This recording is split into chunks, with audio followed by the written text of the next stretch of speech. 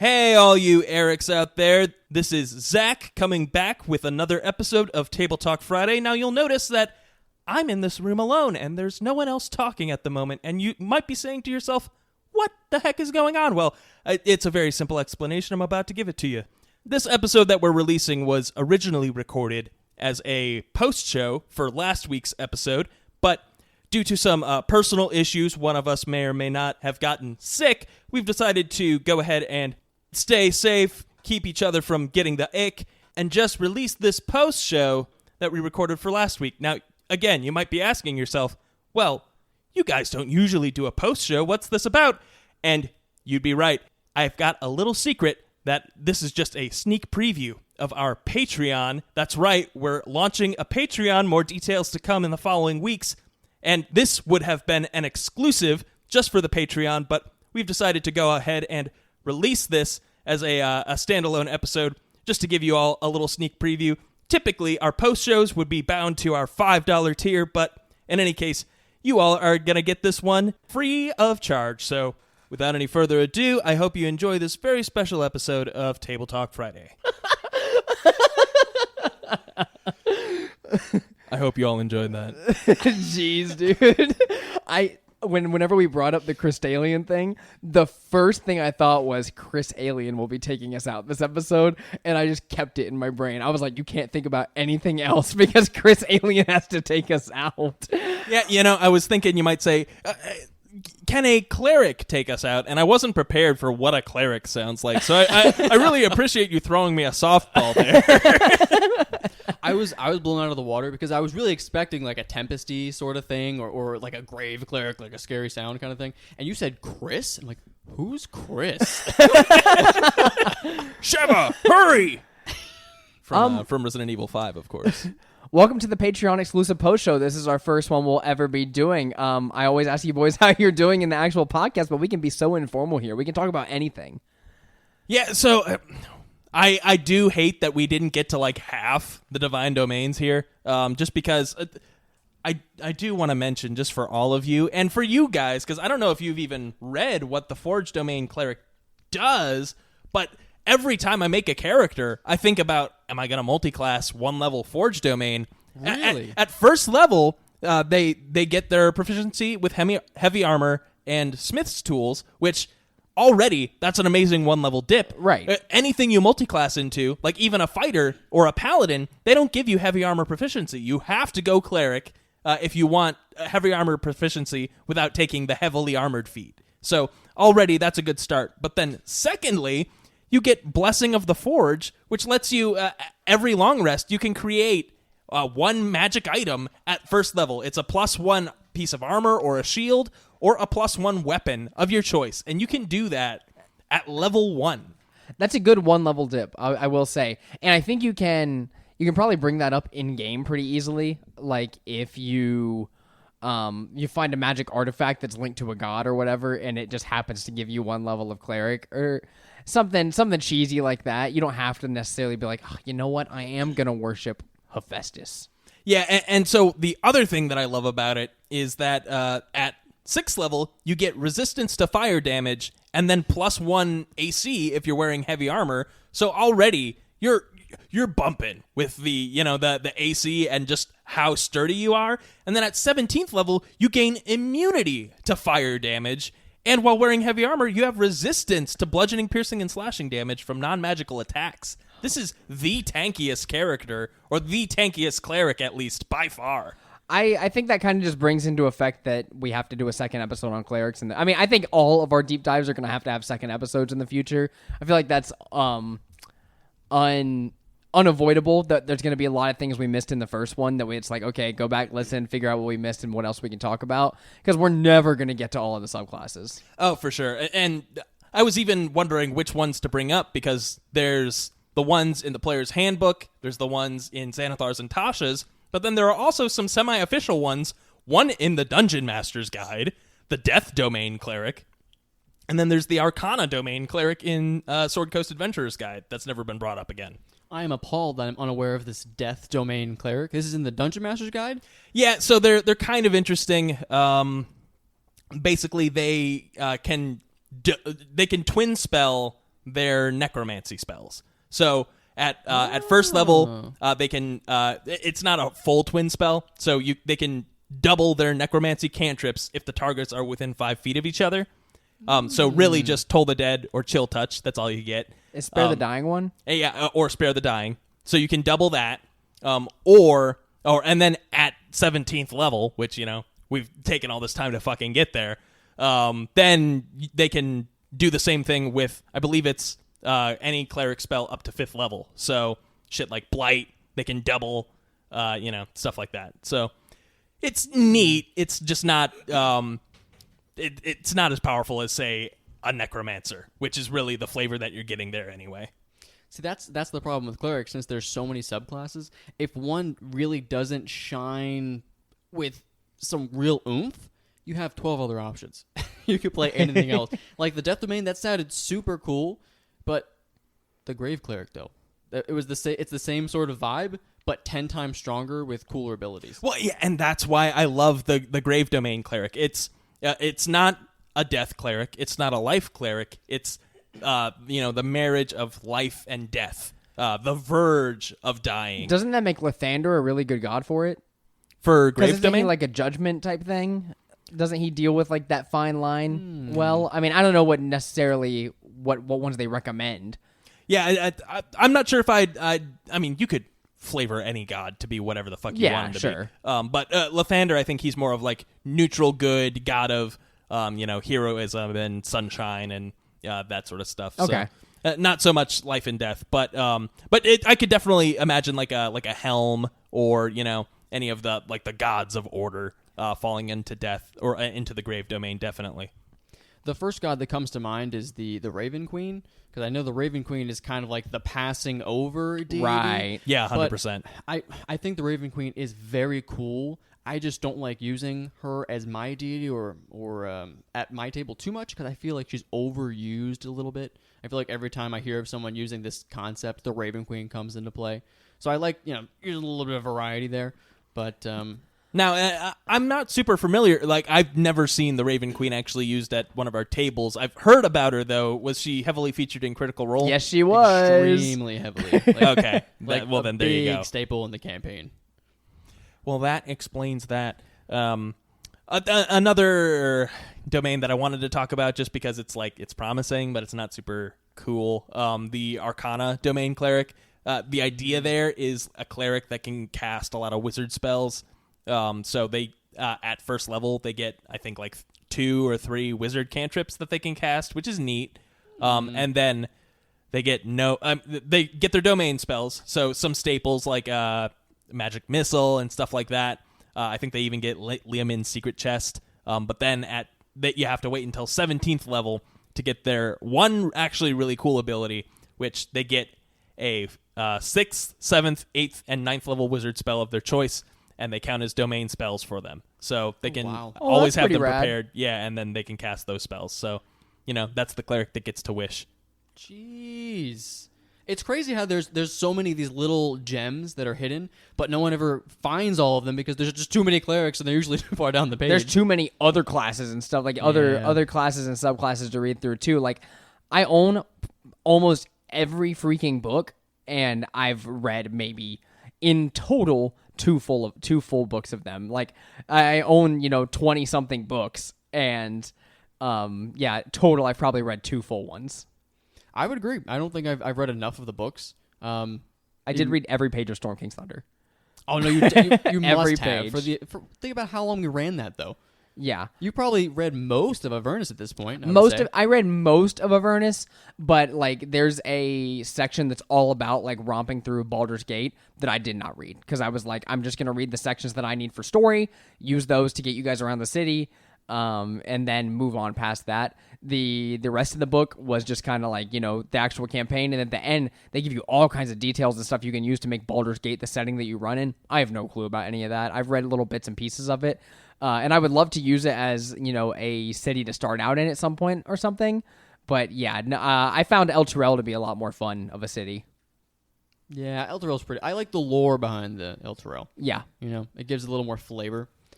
Yeah, and so I'm definitely of the three of us, I feel like I'm the we get a new book, I'm gonna read a lot of it. Curse of Strahd, I read forward and backward, upside down, sideways. I've read that book a million times. I could probably, with at some degree of accuracy, recite like the chapters and what order they come in right now. But yeah, I did that with Eberron too when we were prepping for. Or, planning on continuing on Eberron. Eberron's so cool. Fizzled out a little bit. So much of that book is taken up by Sharn, though. I feel like they don't go so much. There's a lot of cool locations that they mention in Eberron Rising from the Last War. They mention a lot of cool locations, but there's just not a lot of detail fleshed out. So I have to use secondary resources and do a lot of dig in, and then at that point it became homework really quick, and I think that's how I burnt myself out on that campaign, was just all the reading that I was doing. So yeah, well, here's the trick: you just don't do that. I don't do any of that. Oh, for sure, yeah. Well, the thing about that is you don't need to, because Zach's around and he read the book. So if I have a question, he'll tell me. He knows exactly what's going on. Yeah, but what I'm saying is, whenever it comes to when I'm running Avernus, I will skim the chapter and be like, okay, here's kind of what I want to do with that. But inevitably, we added a lot of work onto Zach in the campaign that he could not have possibly prepared for. And all I'm saying is that's why I just don't prepare as much, because you guys are going to do everything that I never thought you were going to do. So why even bother? Yeah, and ultimately, it's the DM's call what the lore is. So for Forgotten Realms, I don't know the lore until I'm DMing. I'm prepping a one-off. I set it in Forgotten Realms. I did some, cursory research of the area that I decided to place it in just for, consistency. Maybe it happens in the timeline of one of our campaigns. I don't know. But, well, yeah, and I took you guys to an island recently, and granted, I used a lot of tidbits of lore from said island. But whenever we actually ran it, I don't know how the writers actually intended that place to be. I looked at the map and said, this is what this place is. And just kind of made it my own. And that's how I've always done this Forgotten Realm stuff. I'll take whatever paragraph they give me on the fandom wiki and go, okay, but how does that make sense in my head? And then I'll explain it to you guys, and it'll be like, yeah, that makes sense. Yeah, and not to give you guys any, advanced spoilers for things in Saltmarsh, but when we did go to Mintarn, I was like, but I had some ideas about what Mintarn is, and I'm still going to have it be what I thought it was. Yeah, and my Mintarn's probably completely different. Yeah. You're also probably not going to, I will say no more about what you're going to do in Saltmarsh, but anyway, there's certain things going on in Mintarn. That's all I'll say. See, but I actually love the idea that it's almost like a different universe, right? So we explore it with Seth, but then you give us this entirely different variation of it. It's like we get to explore the whole thing again if we like it, Yeah, it's like the Multiverse of Madness. You're in, I don't know, I haven't seen the movie, so I don't know why that was my reference. It's like Everything Everywhere All at Once, where you're in a nearby universe where things were slightly different. I was thinking the Spider-Man movies because I like Tom Holland, but I want a little Tobey Maguire in my life, Yeah, I feel that. Mixy mix. I learned something today. I don't know how deep into the Spider-Man video game, meme culture you guys are. That's a very specific Not set very, of criteria. but I know that he kills Wolverine at some point. What? Does he? Yeah, there's a Spider-Man game where you can. It's the one where you can go back and Web of Shadows. Yeah, Web of Shadows. You can go back and forth between your Venom suit and whatnot, and you can choose the good or the bad path. And you can choose the bad path, and if you're Venom Spider-Man, you can just outright kill Wolverine when he's trying to stop you because you're being a bad boy. You know what? I loved that game. The dark story is poopy, but the good one is much better. I guess it's sort of like Infamous, but Spider-Man.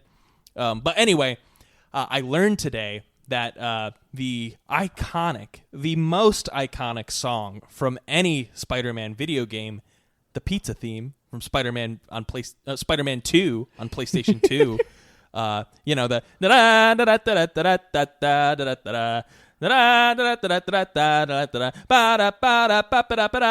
one? Yeah, that one. Yeah, that's the one I was thinking of. Yeah, the classical piece of music arranged by because I know someone knows this piece of music. Anyway, it's featured in PS4 Spider-Man in a very specific pizzeria. You stand Really? outside and you listen, and it's the song from that they used in Spider-Man 2 on PlayStation 2. Oh, that's rad as hell. Yeah. I love little Easter eggs like that. Little blast of the past. Well, like the Stan Lee statue. Oh, yeah. I love Stan Lee. Yeah. I want more of him. Yeah, I think we all do. What was the last movie he did? I think was it Venom? Captain Marvel. Was it Captain Marvel? But wait, was he in the Endgame? He was in Endgame, right? Or Infinity War? Who? Stan Lee. Stan Lee. I thought think the he had last movie he cameos was in Venom, those. but- I think he died was. right before Captain Marvel, and then Captain Marvel came out, and they like put a tribute out to him. And then I think Yeah. he was in Infinity War and Endgame, though. I think he had his cameos for those filmed. Yeah, I definitely remember something about him in a bus for Infinity War, right? Like, Yeah. while something was going on. I think they flew over a planet or something like that, and he was talking to two people in Endgame. Oh, yeah. I'm pretty sure, yeah. No, it was when they were doing their, I don't even know what they call it, but like the wormhole jumping through hyperspace. He was on one of the planets. Which or is something. so cool, okay? The way they do that in Guardians of the Galaxy is super cool, and they never explain it or like talk about the technology. Man, that's cool. Yeah, it's a lot cooler than, well, I wouldn't say it's a lot cooler than it, when they do the hyperspace jump in Star Wars. Oh, that's so cool too. But yeah, just seeing the visual of the stars turning into lines past the thing, that Yeah. blew my mind as a child. I had really no concept of what space is, and yet that was like, for some reason, that totally vibed with me, and I thought, yeah, that could happen in space, I guess. You know, I played a very little bit of Jedi Fallen Order and got bored of it very quick. But You didn't finish it, Seth? no, dude, I started playing that game, and around the time that I was like moving out, I was like, "There's no fucking way I finished that game." Like I just An started. orange lightsaber. Orange. Yeah, I customized it. It was cool, but I was getting like bored. Like I was getting legitimately bored playing it. Was the combat not very good? No, I mean it was like watered down Dark Souls combat. Like why do that? And then I played 13 Sentinels and had a blast. And 13 Sentinels was awesome. And then now I'm playing Final Fantasy VII Remake, which is also so cool. It's like a better Kingdom Hearts, like combat wise. It's like way better Kingdom Hearts. And then also you get the Final Fantasy VII story that I've never played through, which is so cool. Jesse has been flirting with me nonstop in the game. Just saying. I know that you're not talking about Jesse from Team Rocket, but in my mind, like there was not another Jesse that it could have been. No, I haven't played Jesse's the like original this Final happy-go-lucky Fantasy VII. girl on Team Avalanche, and like, but you can't like romance anybody in Final Fantasy VII. The story is very like set in stone as far as I know. But a lot of just like the random girls will flirt with Cloud, and so that was the joke I was making. Yeah. I'm sure that's someone's fantasy. Yeah, he's like the hot anime protagonist, you know. Yeah. Well, and you know what? I take that back. I'm sure that's a lot of people's fantasy. Can I tell you guys about my toxic trait? Yeah. Because please. the whole time I'm looking at Cloud and I'm just judging his body. I'm sitting there looking at him and I'm like, "Oh, my biceps are bigger," or like my shoulders look better than his. Like I was sitting there the whole time and I'm playing this game and I'm like, I guess someone would like that guy, but like not me. Like I'm way cooler than Cloud. Skinny anime boy. I bet I could hold a Buster sword. Yeah, and I was thinking that. I was like, no way he can hold that sword. The whole time I was thinking, nah, no way he can hold that sword. Way too big for his little tiny baby arms. He's lean, Seth. He's lean. He's mean. Yeah, but you can be lean and ripped. Like Cloud is fit. He's fit. He's a good looking guy. And I'm not going to take that away from him, but like, come on. He doesn't eat. He could be better. Yeah. I mean, sure. No. He looks like a general anime protagonist, like Joker from Persona. Yeah, skinny anime boy. They're all skinny anime boys. Why can't we have a ripped, jacked up his freaking tree anime protagonist? Or, ripped out of his mind, shredded down his gourd. Please. I want... I direct you to Bobobo. That's not a protagonist, no. is it? Yeah, he's Is the he a- protagonist. he is Of the course protagonist? yeah. Okay. He's friggin' Bobobo. He's of course he's the protagonist of Bobobo. Okay. And he is ripped out of his gourd and his nose hairs. Are No, also I'll take ripped. that. You know who I respect more, though, in Final Fantasy VII Remake? Who? Barrett, the guy with the absolute crazy... The jacked guy with the yeah, minigun the on jacked his guy with the arm. minigun arm. That's the guy I want to be, because I look at Barrett and I go, oh yeah, that man, he fucks. Now, is it Barrett or Barret? It's Barrett. Did they say Barrett? They say Barrett. Okay, good. I'm glad we've. It's me, Captain Barret. I feel like that was an argument at some point because I think isn't it spelled sort of like Barret? Yeah, probably. I don't know. I didn't pay that much attention. Yeah. I'm pretty sure. Does the guy who plays Badger in Breaking Bad voice Wedge in Final Fantasy VII? I'm gonna look that up. I'm pretty sure it's him. I love Let's Badger. see. He's a good character. Wedge voice. Speaking of Breaking Bad, I've caught up entirely on Better Call Saul up until the end of season 5. No spoilers. Don't tell me what happens in season 6. I'm waiting for it to drop on Hulu so I can binge it. But that shit's crazy. What a good show. What a good fucking show. I'm genuinely excited to try it, but I still am so close to finishing Breaking Bad. I'm not done yet. What's pissing me off is I've been watching it more recently. I've been grinding through it, and because I'm grinding through it, YouTube has been popping little clips. Spoilers. Exactly. I'll scroll through. I'm like, oh no, I don't want to see that. I don't want to see that guy died. So now I have to be really careful what I do on the tubes. So I'm pretty sure, yes, that Badger from Breaking Bad, let's see, Brandon Badger Mayhew also appeared in the CBS sitcom. Yeah. Yeah, so Badger does voice Wedge. I picked that up immediately. The second I heard his voice, I was like, that's Badger. So yeah, one of the main, one of your allies in Final Fantasy VII is the guy who voices Badger, and he sounds exactly like Badger and acts exactly like Badger. He does a lot more than just voice Badger, you know? You said he voices Badger. Oh, whatever. Yeah, he plays Badger. Yeah, thank you. Oh. And then let me tell you that I'm going through here to the table of contents. Does Badger voice Wedge was the question. I was just looking down. Is Wedge a guy is another question. Does Final Fantasy VII have voices is another question. Then I look a little bit further down. What is Tifa's bra size? That's what it says right here. On who is asking these questions? Well, I'm what sure they website got am an I on? answer. I'm on lastyearthegame.com. Shame on you, Joshua, the writer of this article. Well, what is it? You know, just for I'm just curious. You know. yeah. You know, I don't want to know or anything. I'm just curious what they said. Jeez. So you were talking about Jesse flirting with your character before With and me. Yeah, immediately they said, thought, "Oh, Seth Pittman, I sure wish you were in this game instead of skinny anime boy Cloud." I'm pretty sure that's what happened. Yeah. poor Cloud, man, just getting pooped on. Cloud is a funny guy, and I think he has a lot of character. I'm liking him more than Noctis from Final Fantasy 15. I like him a lot more than Noctis, actually. Man, he's got small arms, dude. It's a shame we didn't have this conversation at the start of the episode because now we can't clip any of this. No, I mean, no. This is a great first post show, I think. Yeah. This is exclusive Patreon content, assuming this is the direction we're going with this. I'm pretty sure that this is just going to be exclusive to you $5 and up subscribers. So Yeah. so thank you so much for giving us money to hear about this. This has been one of the best conversations we've ever had. This is a must listen for Table Talk Friday, a D&D podcast. And it was all about Final Fantasy, one of the best games ever. Final Fantasy VII Remake is really good. I'm Play something enjoying else it. now. Play something else. What do you mean? Play anything else. Play the Trails games. God of War. I was about to go through Chrono Trigger, but then I was like, I just played a game all about time travel. I'm not going right into another one right now, so I'll wait to finish Chrono Trigger.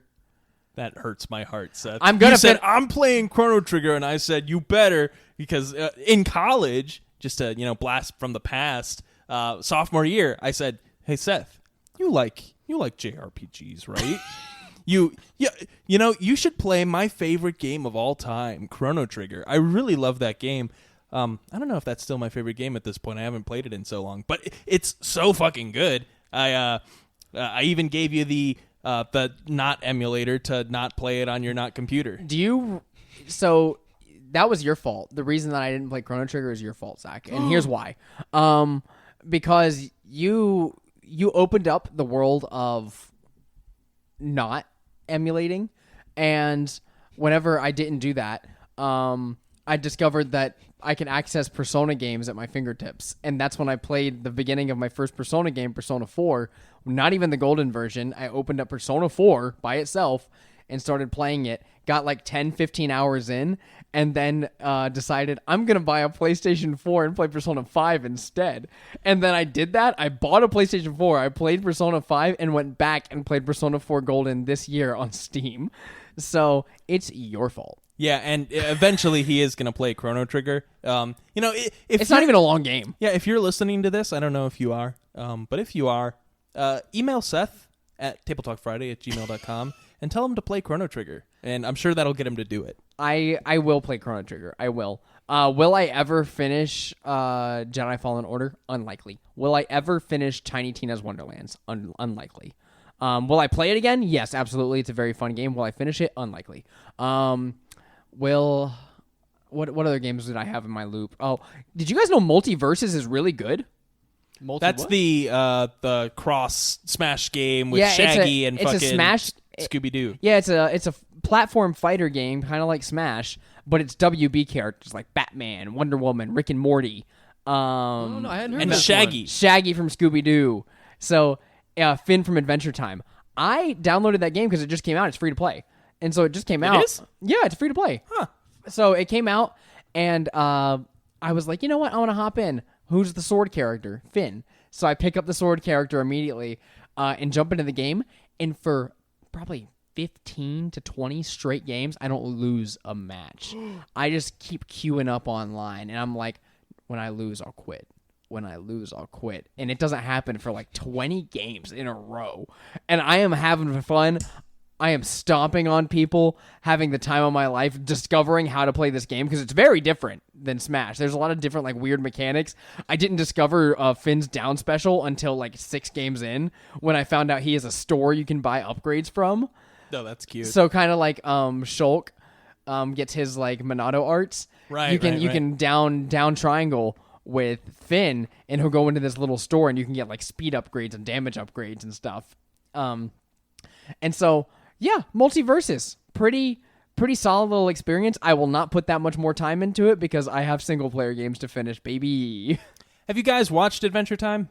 I've watched the first 2 seasons. I've seen a little bit. It's actually pretty good. I've only seen a little bit, but I think I need to go back and watch it, just because it's definitely all like D&D inspired and D&D themed, and like later it gets pretty explicit with like how D&D it is, and I wanna see how far it goes. Ooh. So Adventure Time kind of confuses me because I do find it very entertaining. It's not my scene. It's not usually what I kind of watch.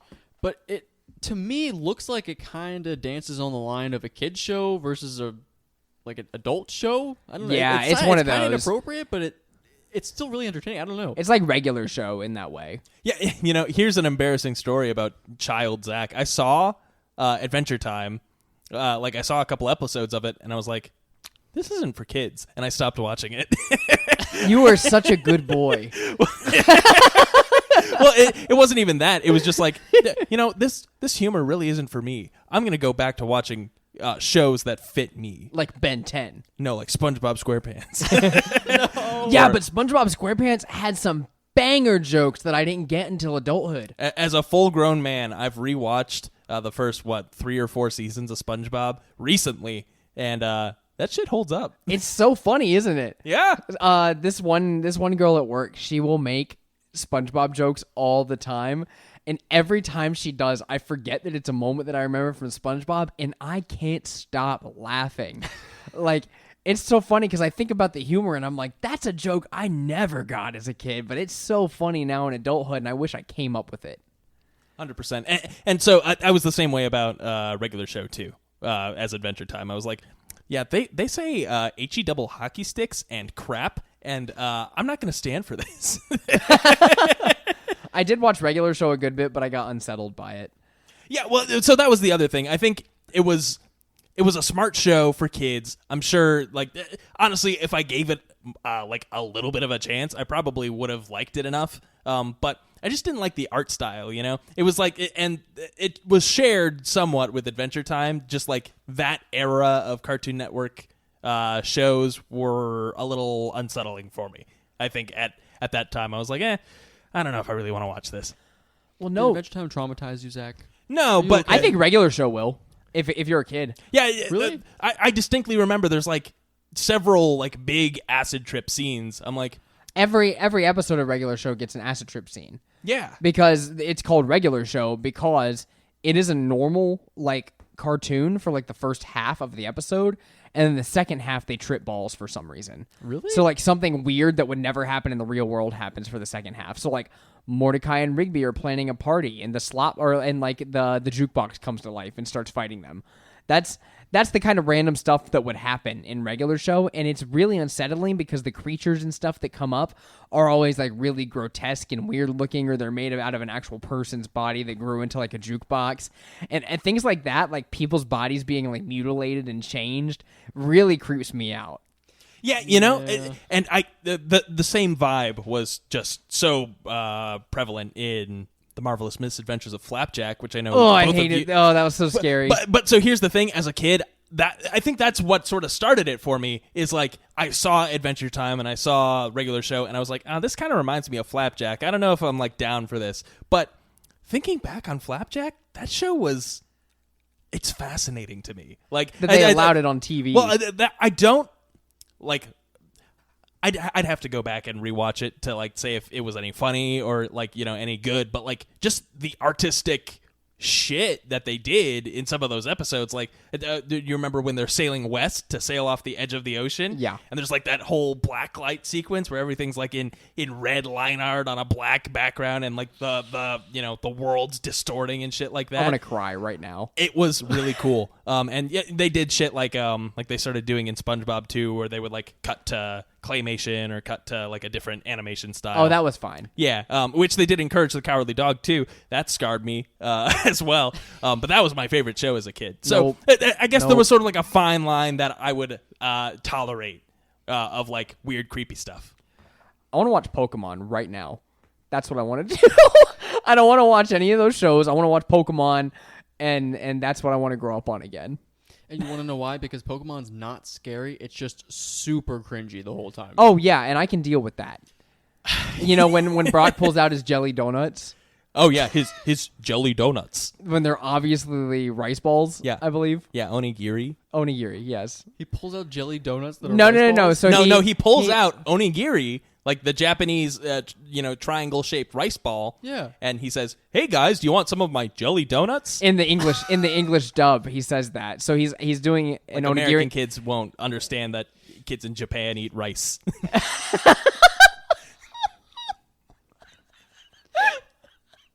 Like I don't get it. Yeah, they wouldn't get it. I mean, when I was a kid, I'd be like, "Oh, that's a weird looking donut. Ah, silly, silly Japan." But I feel like it's more confusing if you say, "Here, eat my jelly donut," and I'm like, I've never seen a jelly donut. I think like they that. say it more than once in that episode too, right? I think so. Yeah. And then another thing in Kingdom Hearts, whenever they pull out like the ice cream and it's just like a popsicle, but they're like, "Oh man, let's all go out for some ice cream," and they all just holding their blue popsicles sitting on top of that clock tower. And I can, that one's a little more forgiven to me, but never do I look at that and go, ice cream. Yeah, like I would never call a popsicle ice cream. No. In my, it's not. First of all, it's not cream. No, it's ice. Oh, it's Yeah, true. it's That's frozen fruit juice. It was literally, they're like these blue popsicle bars. They pull at have you seen them before? Of course. yeah. I've played the beginning of Kingdom Hearts 2 17 different times. I've just Yeah, never they gotten pulled that far. that out, and they're like, "Why do you have 3 ice cream?" or whatever that he says to the one guy. I can't even remember these guys' name. I played this whole freaking series. I can't remember their names. There's Roxas. Roxas is no, I'm friend. talking about the Axel. Axel. Axel, yeah. So when Axel pulls out his thing and he's sitting on top of the clock tower, and then one of the other Organization 13 guys walks up and goes, "Hey, why do you have 3 ice creams?" And he goes, "Why not?" Then he throws the other 2, I think. And something like that. I don't remember the scene that well. Axel's That's how so cool. That's how it'll exist in my head from now on, because he's sitting there by himself without his 2 friends who are, more or less dead. Oh. Yeah, Kingdom Hearts. Maybe we'll talk about that at some On my point. gaming podcast that I'm going to come out with eventually. Yeah, on your gaming podcast that'll come out. Anyway, did you have one more quick thing? One quick thing. Okay, one more thing. So you guys were talking about ice cream. I got really pumped, and now I'm really hungry. In 2 days is root beer float day. So I need to go find the nearest ice cream shop and get me a root beer float. I don't know how you guys feel about root beer floats, but they're delicious. Is It's this mean, like a national holiday? The a national holiday. I have off that day. at Publix they sell that, not a sponsor, by the way. They sell Olipop, which we're not sponsored by, which they have a root beer flavor, but Olipop is like this in the vein of kombucha, like a probiotic drink, but it's in a can and it tastes like kid soda basically. They have a root beer flavor. So I'd be totally down to make a root beer float with some low calorie ice cream and an Olipop soda. Ooh, okay, 2 days from now, it's a date. We're going to root beer 2 days float. from now. What am I doing 2 days? What day is 2 days from now? Saturday. Oh, I'm busy, dude. Root beer floats. That's all I'm doing. I get off at 5. It's root beer float day. Day. Set. That's Okay. all I am doing is going to different ice cream shops and drinking different root Will beer you bring floats. Will you bring me an Olipop and some ice cream to Ninja Nation? We'll see. We'll see if I'm feeling generous that day. I mean, it is root beer float day, which I think promotes generosity and giving. Well, thanks for joining us on this Patreon exclusive post. Oh my God, you're gonna say another thing? No, but I do just have to bring up. But before we started this episode, like 2 hours ago, we said that we'd tell you what happened in Barrel's Brain Bash Part 3 in the post show, and I guess we'll just never tell you what happened. I guess we'll just have to wait till story time, Yeah, and we can just talk about the 2 Shawn one-offs. sure, maybe. I'm so excited. What a good one-off. Thank you guys so much for joining us on the Patreon exclusive post show. Thank you for donating if you have, and this is our first one. Hope you enjoy. Zach, will you click the stop button because I don't want to get up. No, Goodbye. cut that out.